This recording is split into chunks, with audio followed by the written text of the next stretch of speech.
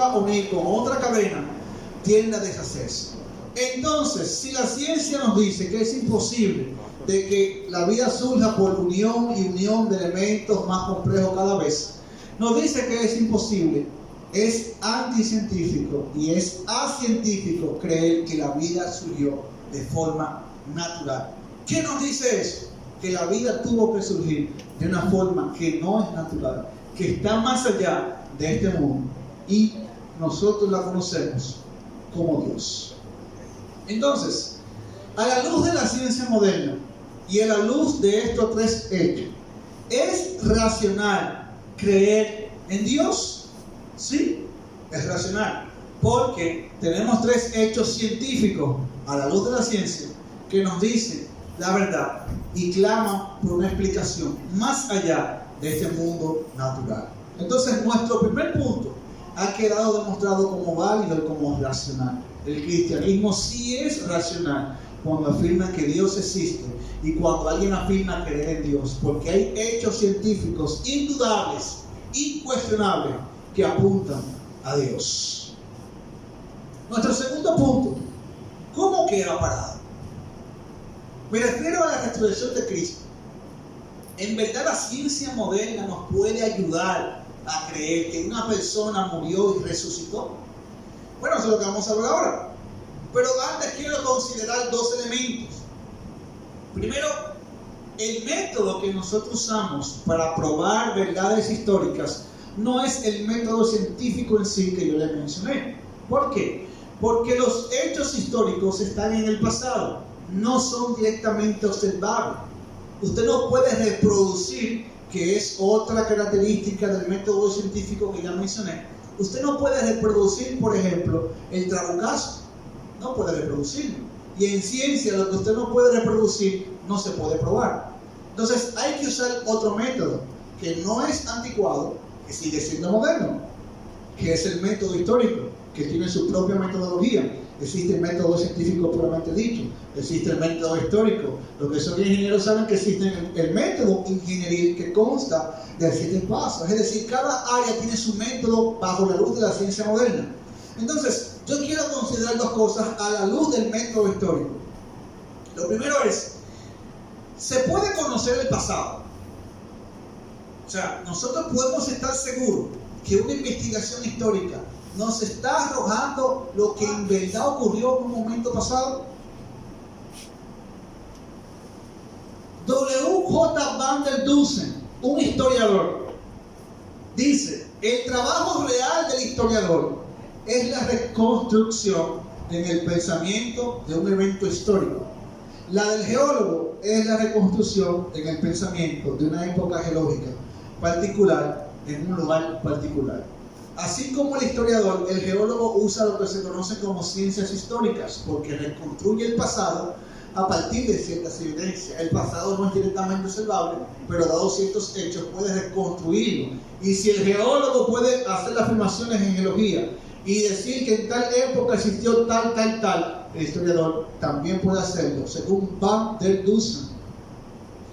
R.G. Collingwood, otro historiador, dice: la imagen del pasado del historiador se encuentra en una relación peculiar con algo que se llama evidencia. La única forma en que el historiador puede juzgar su verdad es considerando esta relación. ¿Qué quiere decir Collingwood, este historiador? Primero dice que se puede conocer el pasado. Ahora, la forma de validar y verificar que nuestra reconstrucción del pasado es real es a la luz de la evidencia. Imagínense que alguien diga que no ocurrió, que no existió Juan Pablo Duarte, que no hubo un movimiento de la Trinitaria, que no hubo un movimiento de independencia.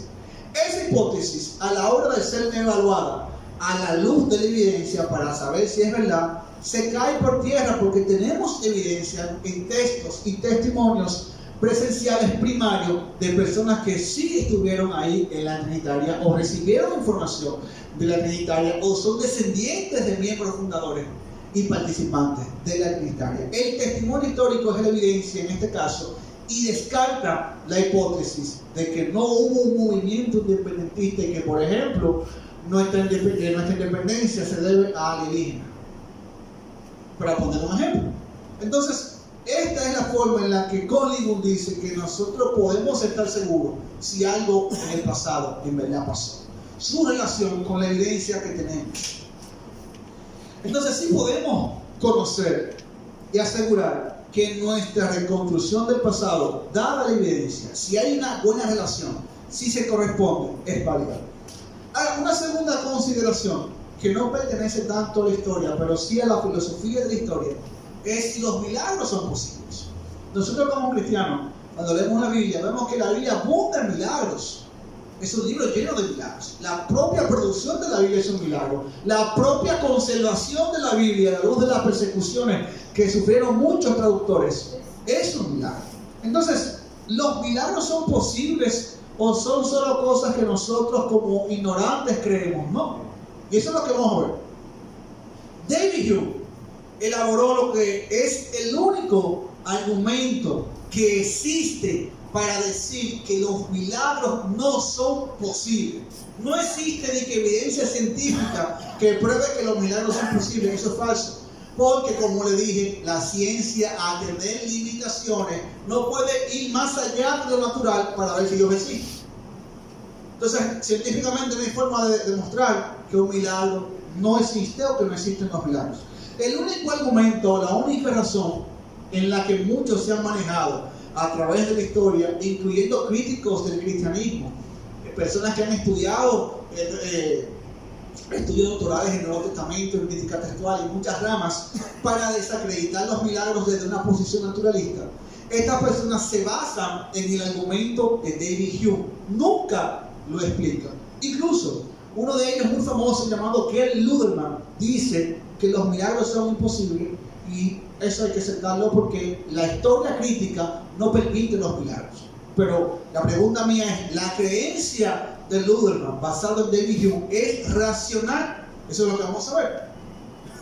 David Hume dice, la única objeción o la única forma de demostrar que un testimonio puede probar un milagro es si el testimonio en sí es muy milagroso, más que el milagro.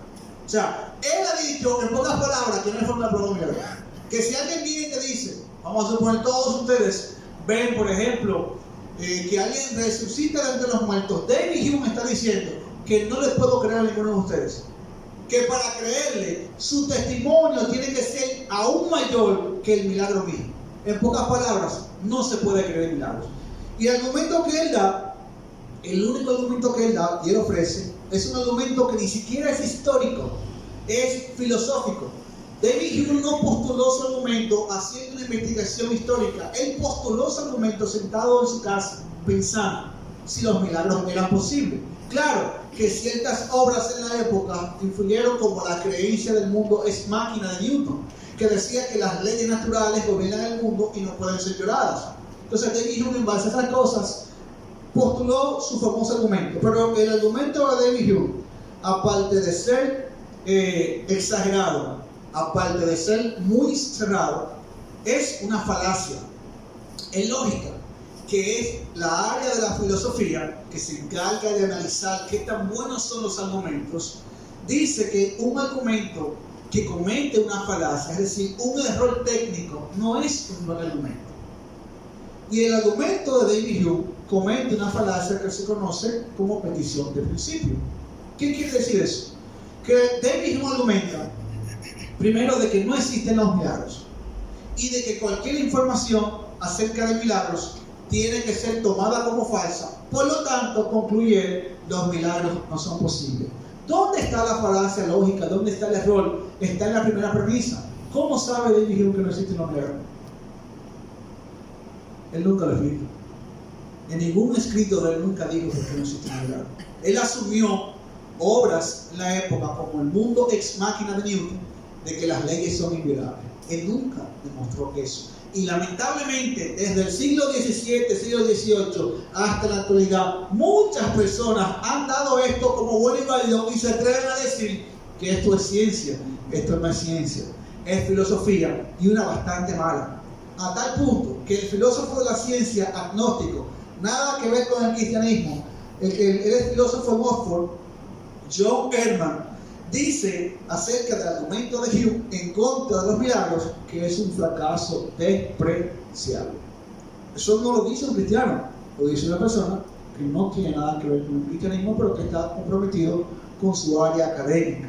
Ahora, otro problema de David Hume es que afirmaba que los milagros eran altamente improbables. Y esto es un error, porque primero, en la época de David Hume, la teoría de la probabilidad no estaba bastante desarrollada. Y segundo, existe un teorema que se conoce como el teorema de Bayes, que se usa para calcular cuál es la probabilidad de una hipótesis dadas ciertas condiciones. Entonces, ese teorema tiene varios elementos y uno de ellos es la probabilidad a priori, es decir, la probabilidad de un evento como la resurrección en base a lo que yo conozco o en base a lo que yo pienso.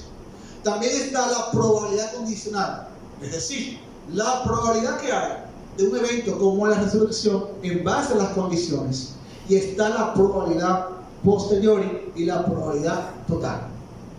De todos estos elementos que conforman el teorema de Bayes y que se usan en la estadística inferencial para probar las hipótesis, qué tan probables son a luz de los hechos, David Hume cometió el error de que solamente consideró la probabilidad a priori.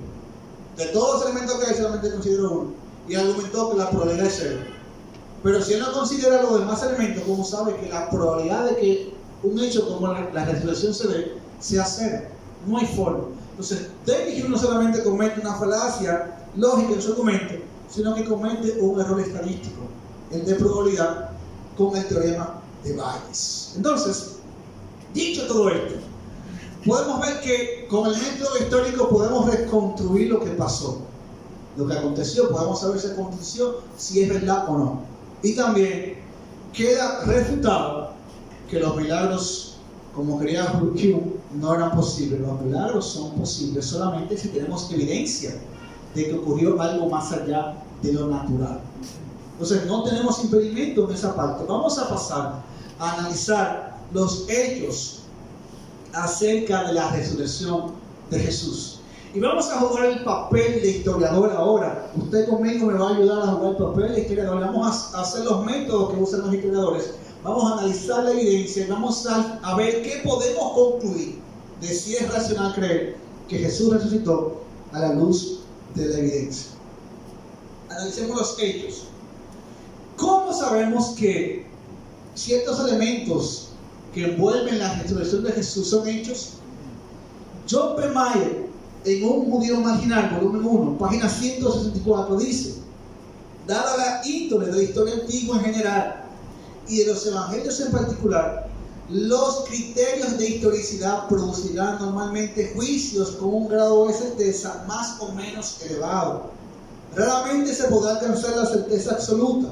De hecho, como en la búsqueda del Jesús histórico casi todo es posible, la función de los criterios es permitir el paso desde lo simplemente posible a lo realmente probable, para estudiar varias probabilidades y decidir qué candidato es el más probable. De ordinario, esto es lo que se puede esperar de los criterios. Lo que dice Mayer, otro historiador experto en historia antigua, es que existen elementos que se conocen como criterios de historicidad y que cuando el historiador se aplica a un texto, no le importa quién lo escribió, no le importa cuándo lo escribió, él simplemente está buscando que si eso que dice el texto es válido, lo va a analizar y va a aplicar sus criterios. Si pasa los criterios de historicidad, el historiador concluye que ese hecho es más probable que sea real a lo contrario. Y eso es lo que vamos a hacer. Entonces, dado que Mayer menciona la relación de los hechos con los criterios que hay en la historia, cabe preguntarnos cuáles son esos hechos que los historiadores, incluyendo escépticos, agnósticos, liberales, conservadores, asumen sin discusión y sin cuestionar que fueron reales en la vida de Jesús. Vamos a analizar primero estos hechos, vamos a ver cuáles son esos hechos. Los tres hechos son más, yo solamente voy a usar tres, Hecho número 1, la tumba vacía. Hecho número 2, las apariciones post-mortem, es decir, las apariciones de Jesús luego de su muerte. Y hecho número 3, el origen de la fe cristiana. Cuando nosotros analicemos por qué estos hechos, cualquier historiador, sin importar su creencia, los asume, vamos a ver cuál hipótesis de todas las que hay explica mejor estos hechos. La tumba vacía. ¿Cómo sabemos o por qué decimos que la tumba vacía es un hecho en la historia? Por varias razones. Yo solamente voy a mencionar unas pocas. Primera razón, la confiabilidad histórica del entierro de Jesús. ¿Cómo los historiadores, sin importar su creencia, afirman que el relato de la muerte de Jesús, que se menciona en los evangelios, es real? Primero, la primera razón, si el cuerpo de Jesús estaba en la tumba, dicen ellos, era improbable que un grupo de discípulos o seguidores proclamara que Él resucitó. Recuerde que el mensaje del Evangelio, la resurrección de Jesús, no surgió en China ni en Europa. Surgió en la misma ciudad donde Jesús estaba enterrado. Entonces, si la tumba no hubiese estado vacía, predicar a un Jesús resucitado era ilógico, porque los enemigos del cristianismo simplemente tenían que ir a la tumba y abrirle y decirle: mira el cuerpo ahí, ¿por qué tú dices que la tumba está vacía? Entonces, este hecho da a los historiadores razón para afirmar que la fiabilidad histórica del entierro de Jesús, que demuestra que la tumba estaba vacía, es un hecho a favor. También no existe en la antigüedad una disputa para identificar el cadáver de Jesús. No era que estaban diciendo: no, lo que pasa es que tú confundiste la tumba, ven a la tumba a esta, vamos a buscar esta. No existe un texto de una disputa. Tampoco eso es un elemento que, en vez de favorecer a los críticos, favorece a las personas que creen en el hecho de la tumba vacía, porque si el problema hubiese sido la identificación del cadáver, tuviésemos acusaciones tempranas de que los judíos creen, o los creyentes creen, que Jesús resucitó porque no pudieron identificar su cadáver. Pero esa no es la disputa. Otro elemento es que el entierro de Jesús es atestiguado por fuentes independientes y tempranas, tales como una fuente premarcana, es decir, anterior a Marcos, que Marcos las usa, en la tradición que Pablo recibió y menciona en 1 Corintios capítulo 15, del verso 3 al 5, en Mateo, en Lucas, en Juan. Me explico aquí.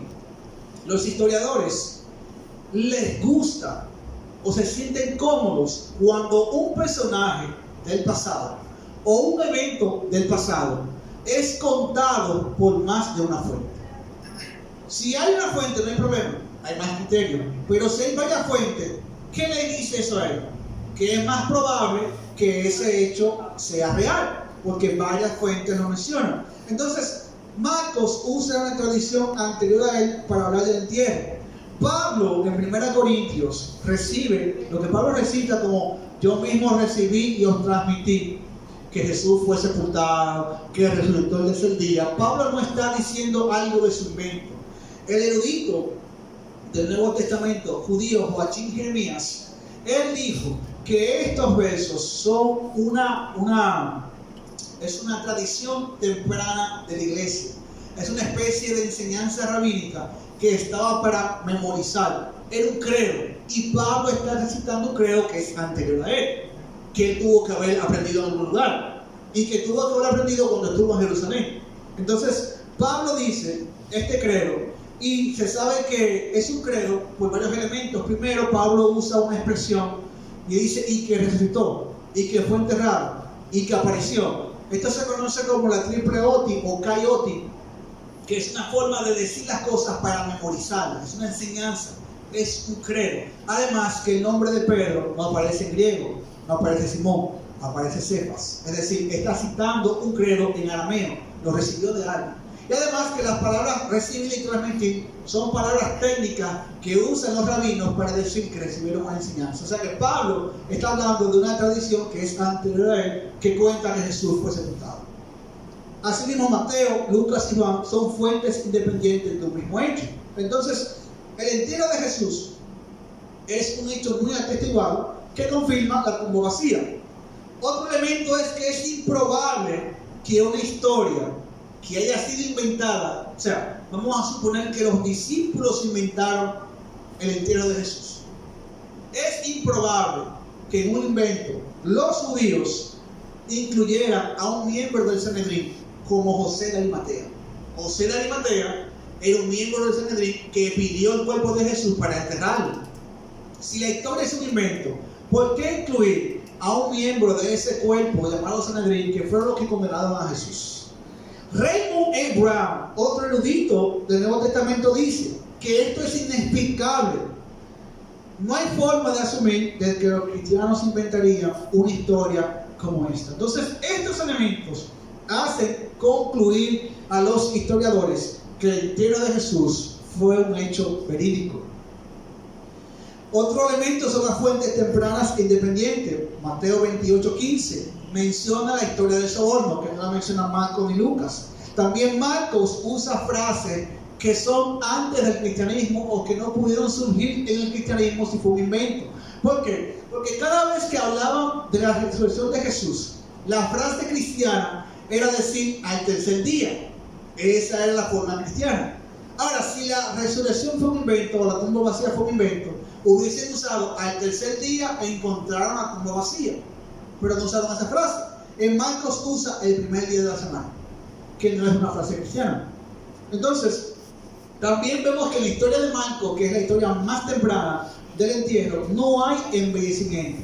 Las historias que son inventadas, que son mitos, que son legendarias, tienen elementos embellecidos, que son irreales. Por ejemplo, el Evangelio de Pedro, cuando relata, es un evangelio agnóstico, cuando relata la resurrección de Jesús, dice que Jesús sale de la tumba en forma de un gigante, con la cabeza que llega al cielo, y que dos ángeles gigantes van con él, y que atrás de Jesús sale una cruz palanchín diciendo que Jesús ha resucitado. Compare esa descripción con la descripción de Marcos y juzgue usted a ver cuál de las dos es más embellecida. Entonces, al ser Marcos menos embellecido, los historiadores concluyen que lo que se relata ahí es real en cuanto al entierro de Jesús, que implica una posterior tumba vacía. Otro elemento que hace a los historiadores, sin importar su creencia, afirmar de que la tumba estaba vacía, es que la tumba fue descubierta por mujeres. Y para nosotros hoy, tal vez eso no significa mucho, pero para la sociedad judía del siglo I, que era patriarcal, significaba mucho. Porque Josefo nos dice en sus antigüedades de los judíos, número 4, del 8 al 15, y también en Keduchim 82, un libro judío, nos dice que el testimonio de las mujeres no era tomado en cuenta. Por ejemplo, en un juzgado había un hombre acusado por todas las mujeres de la República Dominicana. Lo que están diciendo es que aunque todas las mujeres digan que ese hombre maltrató, por ejemplo, a su esposa, el testimonio de ella no tomado en cuenta, por ser mujeres. ¿Y quiénes fueron las primeras que descubrieron la tumba vacía?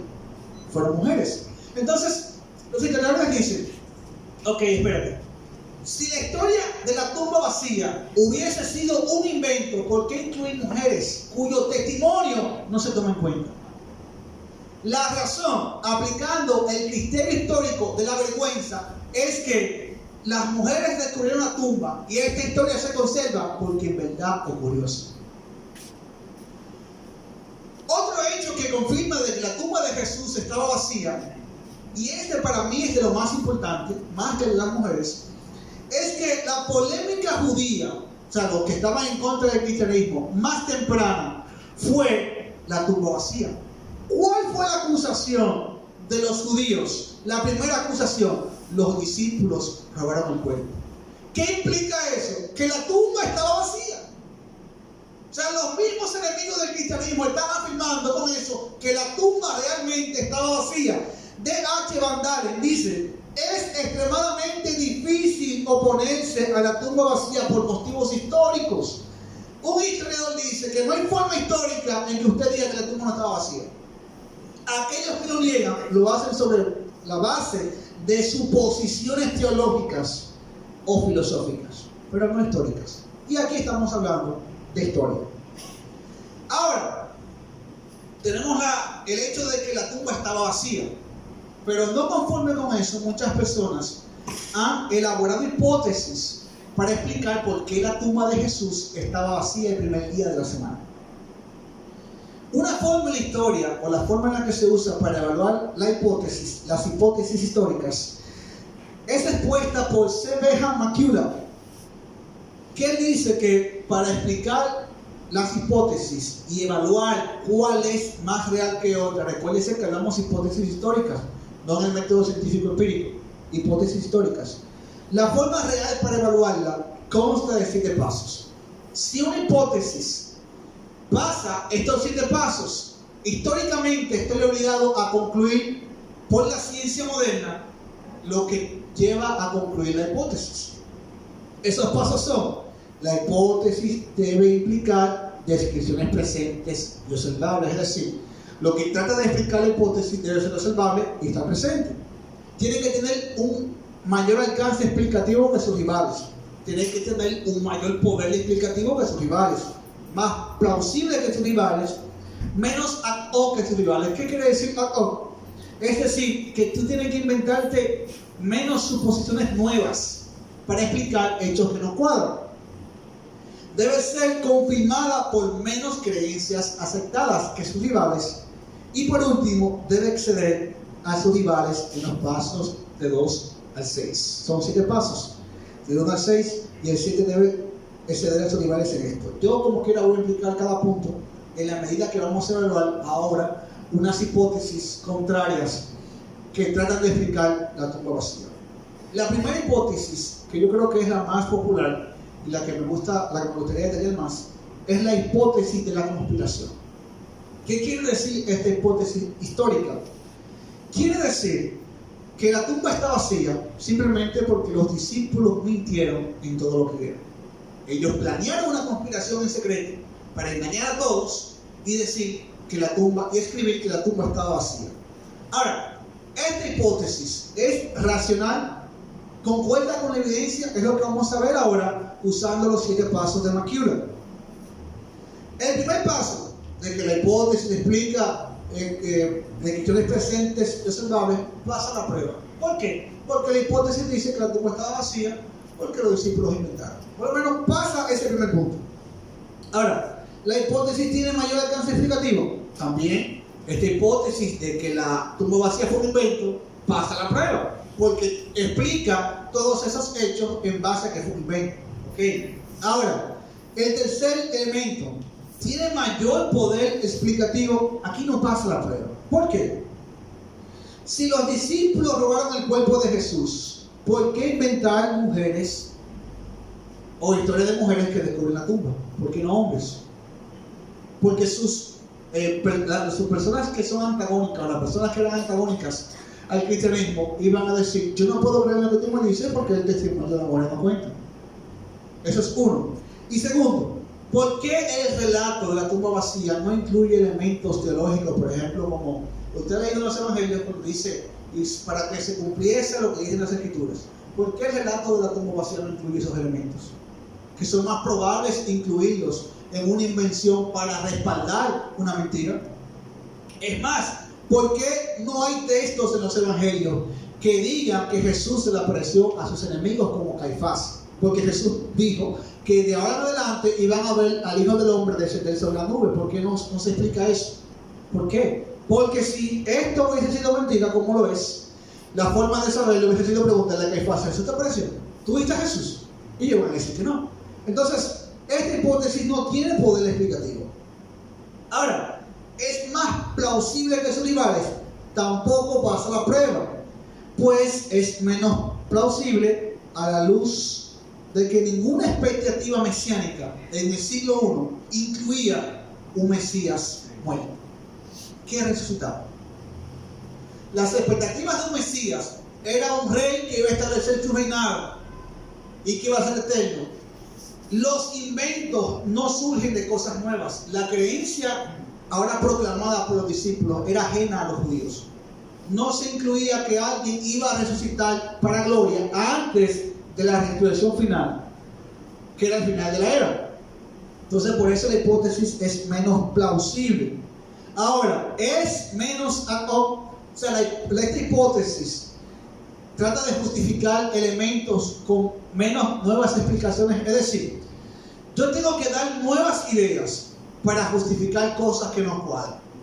Si yo tengo que dar muchas ideas nuevas para justificar cosas que no cuadran en el relato de Jesús, entonces eso lo hace menos probable.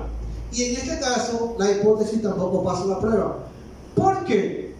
Sencillo. Si esto fue un invento, si no hubo un entierro de Jesús, si no hubo una tumba vacía, ¿cómo explicar las apariciones de Jesús a personas aún escépticas al cristianismo, como Jacobo su hermano y Pablo? ¿O cómo explicar que se le apareció a más de 500 a la vez? ¿Cómo se explica eso a la luz de la historia? A través de esta hipótesis. No se hace. Tienen que inventar entonces que también esos 500 mentieron. Tienen que inventar que Pablo nunca fue perseguidor. Tienen que inventar que Jacobo nunca fue escéptico. O sea, tienen que inventar nuevas teorías. Y eso lo hace menos probable. Entonces, por esta razón, no pasa la prueba. Debe ser confirmada por menos creencias aceptadas. Bueno, pasa la prueba. ¿Por qué? Porque nosotros sabemos que han existido conspiraciones y que es una creencia común de que se puede crear una conspiración. Ahora, esta hipótesis no cumple el séptimo paso, como tampoco cumple 3 anteriores. Solamente cumplió 3 pasos. Por lo tanto, a la luz del método histórico, la hipótesis de que la tumba vacía fue un invento, de que fue una conspiración de los discípulos, es falsa. Otras hipótesis, como la muerte aparente, la tumba incorrecta, el cuerpo desplazado, es decir, que el cuerpo de Jesús se puso en la tumba pero después se cambió, o que los discípulos no sabían cuál era la tumba, tampoco pasan la prueba, por la sencilla razón de que históricamente sabemos que ellos sabían dónde estaba la tumba. También de que es imposible hablar de una muerte aparente, porque si Jesús murió aparentemente y se levanta de la tumba, hay que explicar cómo movió la piedra. Y una persona, luego de la laceración que recibe de parte de los romanos y luego de ser atravesado con una lanza, en vez de ser proclamado como Mesías, debe ser proclamado como alguien necesitado de un médico. Entonces, ninguna de estas hipótesis explica satisfactoriamente la tumba vacía. Otro hecho aceptado históricamente son las apariciones post-mortem, es decir, las apariciones de Jesús luego de que murió y resucitó. ¿Por qué los historiadores afirman de que esto es histórico? Primero, porque la lista aparece en 1 Corintios 15. Jesús le aparece a Pedro, que es certificado de forma independiente por Lucas, se le aparece a los 12, certificado por Lucas y Juan, se le apareció a 500, se le apareció a Jacobo, que no creía que Cristo era el Mesías, y se le apareció a Pablo, que era un perseguidor. Estos hechos hacen concluir de que en verdad Jesús se le apareció. Porque dígame usted a mí, ¿qué gana Pablo en un momento de que era perseguidor de la iglesia con decir que Jesús se le apareció? ¿O que gana Jacobo, quien los evangelios demuestran que era escéptico, que no creía que era el Mesías, con decir que Jesús se le apareció? A todo esto, James Dunn dice que la invención de un invento antijudío no puede ser llamado falso, pues existía una creencia judía para explicar lo que pasó a Jesús. Si las apariciones de Jesús luego de morir y resucitar fuesen un invento, existía una creencia judía para llamar eso y no resurrección, sino traslado al cielo. Pero los judíos no dicen que Jesús fue trasladado al cielo, dice que resucitó y que apareció físicamente a muchas personas, incluyendo a Tomás, que era un escéptico también. Una hipótesis que se usa contraria para tratar de explicar las apariciones de Jesús luego de morir y resucitar es la ilusión. O sea, en pocas palabras, estas personas vieron una ilusión y por eso creen que Jesús resucitó. Ahora analicémoslo otra vez con los 7 pasos. El paso número 1 lo pasa. El paso número 2 no lo pasa. O sea, no tiene alcance explicativo. ¿Por qué? Porque si ellos estaban viendo una ilusión, ¿por qué la tumba estaba vacía? El paso 3 tampoco lo pasa. No tiene mayor poder explicativo. porque Jesús apareció a más de 500. ¿Quién explica que 500 personas a la vez y varias veces tuvieron una ilusión o la misma ilusión? Nadie explica eso. La hipótesis tampoco es más plausible que sus rivales, porque no explica cómo es que las personas alucinaron tantas veces de lo mismo con lo mismo. Tampoco pasa el criterio número 5, porque supone que todos compartieron. O sea, no existe un fenómeno psicológico donde todas las personas compartan la misma ilusión a la vez, porque es a la vez. Tampoco pasa el 6º criterio, porque en vez de tener creencias aceptadas, niega que la tumba estaba vacía, y acabamos de ver de que no hay forma histórica de negar que la tumba estaba vacía. Entonces, la hipótesis de la ilusión para explicar las apariciones post-mortem de Jesús, es decir, después de que muere y resucita, no pasa la prueba ante la investigación histórica. Y por último, el origen de la fe cristiana. ¿Cómo sabemos que esto es un hecho? Simple y en pocas palabras. Sabemos que el origen de la fe cristiana es un hecho histórico. Primero, porque estamos aquí. Estamos aquí, 2000 años después. Y segundo, porque nadie muere por lo que sabe que es mentira. Si la resurrección de Jesús hubiese sido un invento, ¿cómo usted explica que estas personas, muchos de ellos, dieron su vida por lo que sabían que era mentira? O sea, hay personas que mueren creyendo una mentira como verdad. O sea, ellos recibieron una información de segunda mano. Pero estamos hablando de personas que afirmaron ser testigos presenciales de todos estos hechos, muriendo por lo que sabían supuestamente que era una mentira. Eso no tiene explicación a la luz de la historia. Nadie muere por lo que saben que es mentira. Y en la historia tenemos testimonios de más, de personas que murieron creyendo, principalmente algunos de los discípulos, creyendo en que Jesús había resucitado y dieron sus vidas por él. Entonces, a la luz del método histórico, el origen de la fe cristiana está avalado en que nadie muere por lo que sabe que es una mentira. Además de eso, existe una lista de más de 3.200 expertos en el área, que incluye agnósticos, escépticos, liberales, que van desde judíos como Pinchas Lapide, Ludemann, Crozat, Borus, un número de estudiosos que afirman y dicen que es imposible negar el hecho histórico del origen de la fe cristiana en cuanto a que los discípulos realmente vieron que los discípulos vieron a Jesús resucitado. Gerd Ludemann lo afirma en su biografía de un revolucionario. Ahora, nos falta una hipótesis por probar. A la luz de la historia, es la siguiente: la hipótesis de que Dios sí resucitó a Jesús de entre los muertos. Así como hicimos con las anteriores, apliquemos los 7 pasos de McCullough. Pasa el número 1. Pasa el número 2 porque tiene mayor poder explicativo que sus rivales. En la hipótesis de que Dios resucitó a Jesús, explica primero por qué había una tumba vacía. Explica segundo por qué Jesús apareció a sus discípulos y explica el origen de la fe cristiana. Tiene mayor poder explicativo por las mismas razones que acabo de mencionar.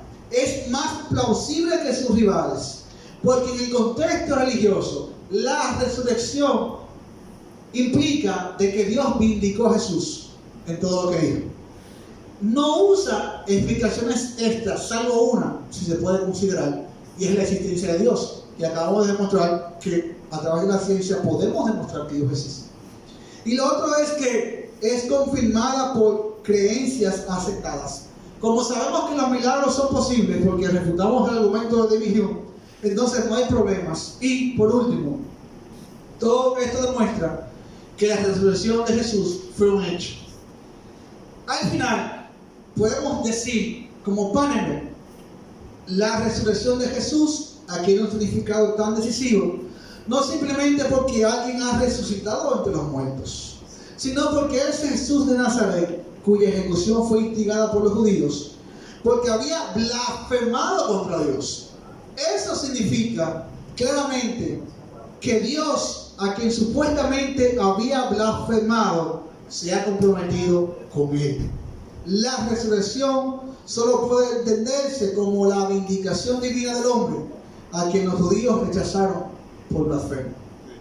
Para concluir, en todo lo que hemos dicho, a través de la ciencia empírica y a través de la ciencia histórica, demostramos que la creencia en Dios y en su existencia y la creencia histórica de que Jesús resucitó es avalada por los métodos científicos, es avalada por la ciencia, es avalada por la historia, y al final estamos justificados y somos racionales, personas racionales, en creer en que Jesús verdaderamente existió. ¿Qué implica todo esto? De que usted y yo estamos bien parados, tenemos los pies firmes en lo que hemos creído y debemos seguir creyendo y predicando de que Dios está ahí y envió a Jesús a morir por cada uno de nosotros, y Él demostró que todo lo que dijo era verdad, levantándolo Dios de entre los muertos. Dios le bendiga, que el Señor le continúe bendiciendo. Y hasta aquí ha sido esta oportunidad y esta parte de la conferencia.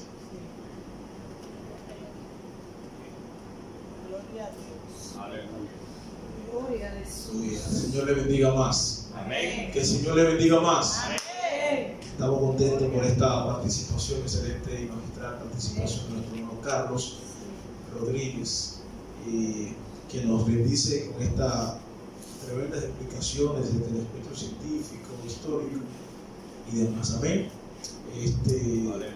Yo quiero que por favor nos pongamos sobre nuestros pies. Vamos a